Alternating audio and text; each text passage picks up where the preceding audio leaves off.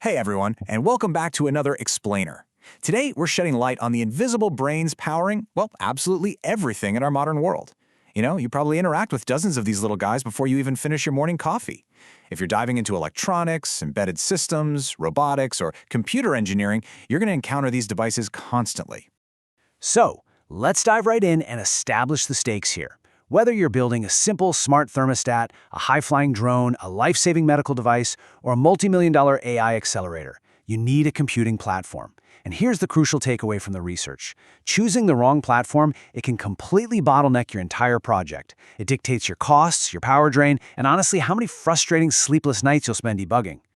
To make sure you make the absolute best choice, here is our roadmap for today. We'll hit 1. Meet the big three. 2. How did they compare? 3. Hardware in the real world. 4. Avoiding common beginner mistakes. And finally, 5. Your engineering career path. Let's jump right in. Section 1. Meet the Big Three, the contenders in modern electronics. Let's look at the three main characters you'll be running into all the time. First up is the microcontroller, or MCU. Think of the MCU like an Arduino ATmega328, an STM32, or an ESP32 as a highly specialized worker ant. What makes it so incredibly useful is that it's a complete computer jammed onto a single tiny chip. You've got your CPU, your memory, your timers, and your input-output pins all wrapped up together.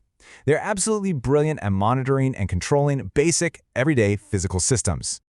Next, we have the processor, also known as a CPU or MPU. Now, unlike MCUs, processors are built for heavy computation, but they usually require a whole supporting cast of external components like RAM, storage, and complex power management circuits just to function. These are your heavy lifters. Think Intel Core, Apple Silicon, or ARM Cortex chips. These are the engines powerful enough to run full operating systems and drive your smartphone, your laptop, and those massive cloud servers we rely on every single day. And finally, we have the FPGA, which stands for Field Programmable Gate Array. Now, here is something that absolutely blew my mind in the source material. An FPGA is not a processor. It literally doesn't run software in the traditional sense. Instead, it's a programmable hardware platform.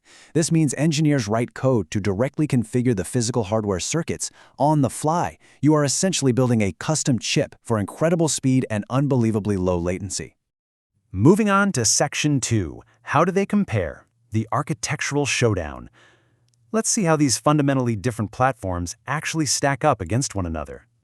Check out the profound difference in execution style we're seeing here.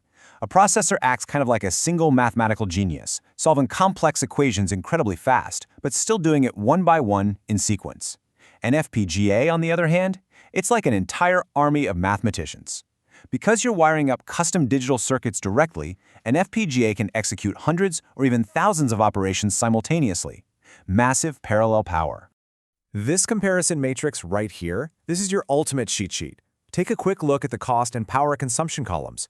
You can clearly see why an MCU is just perfect for low-budget, low-power tasks. I mean, they can literally cost pennies and run on a tiny coin cell battery for years. Processors, well, they give you a massive bump in capability, but you're going to pay for it, both in dollars and in watts. And FPGAs, they carry the highest cost and a really steep learning curve, since you're using complex hardware description languages like Verilog or VHDL. But for that price, they deliver absolutely unmatched specialized performance. Okay, Section 3. Hardware in the real world. From abstract specs to concrete solutions. Let's take these concepts out of the lab and into some everyday engineering scenarios. Choosing the right brain is all about matching the tool to the task. Take a smart thermostat, right? It reads the temperature, flips a relay for heating, and updates a simple screen. An MCU is absolutely perfect here. Cheap, low power, gets the job done. Same goes for a traffic light. It's basically just timing and state management. You wouldn't drop an expensive processor into a traffic light. It doesn't need to play video games. It just needs to turn red. But you absolutely need a processor to render the smooth graphics, run complex apps, and juggle wireless communications on that smartwatch sitting on your wrist right now. Now, this brilliantly illustrates what happens when we look at the absolute cutting edge. The most advanced technologies out there, they don't just pick one platform. They use all three working in perfect harmony. Take a self-driving car or an advanced drone. The MCU is down in the trenches, handling the basic, highly deterministic motor control and timing. The processor is sitting a bit higher up, running the operating system, crunching computer vision, and doing complex navigation. And that FPGA? It's acting as an ultra-fast accelerator, catching high-speed sensor data and performing radar tracking with zero lag. It is the ultimate hybrid team-up.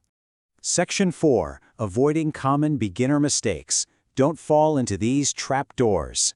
Let's rapidly count down the pitfalls you absolutely must avoid before you go ordering parts for your dream project. Here are 4 massive traps you've got to dodge. Mistake number 1, assuming processors are always better just because they have higher specs. Listen, more power isn't better if it drains your battery in 10 minutes. Mistake number 2, using an expensive processor for a simple control task. That is literally like using a supercomputer to flip a light switch. Just don't do it. Mistake number 3, thinking FPGAs replace processors. As we just saw with the drones, FPGAs complement processors, they do not replace them.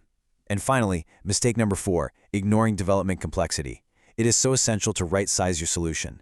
Over-engineering crushes your timeline, while underpowering crushes your performance.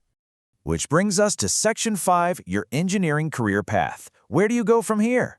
Let's talk about you and how to practically navigate your journey in this rapidly evolving field. If you're a beginner wondering exactly where to start, here's a highly recommended path. Phase 1. Start simple. Go with microcontrollers. Get your hands on an Arduino, learn some C++, figure out how to read sensors, and really grasp the core fundamentals of deterministic behavior. Once you've got that down, move on up to Phase 2, processors. Here's where you'll tackle operating systems like Linux and dive into complex application development. And finally, graduate to Phase 3, FPGAs, where you'll take on the immense but super exciting challenge of custom hardware design using languages like Verilog. Mastering any one of these paths opens up some pretty incredible doors. If you love MCUs, you are looking at a fantastic career in IoT, automotive electronics, and consumer devices. Lean towards processors? Well, the massive world of cloud computing, mobile platforms, and sophisticated app development is waiting for you. And if you conquer that steep learning curve of FPGAs, you will be incredibly sought after in defense, aerospace, AI hardware acceleration, and high-performance financial trading. But remember, whichever specialization you pursue, the future really lies in hybrid architectures, like edge AI and smart factories, where all these disciplines beautifully converge. Well, we have covered a lot of ground today, from the sequential logic of processors to the massive parallel power of FPGAs and the ultra-reliable simplicity of the microcontroller. The best engineers know there is absolutely no universally best platform out there. There's only the right tool for the job. So, armed with this new understanding, which platform will drive your next great invention? Thank you so much for hanging out with me for this explainer. Stay curious, keep building, and I'll catch you in the next one.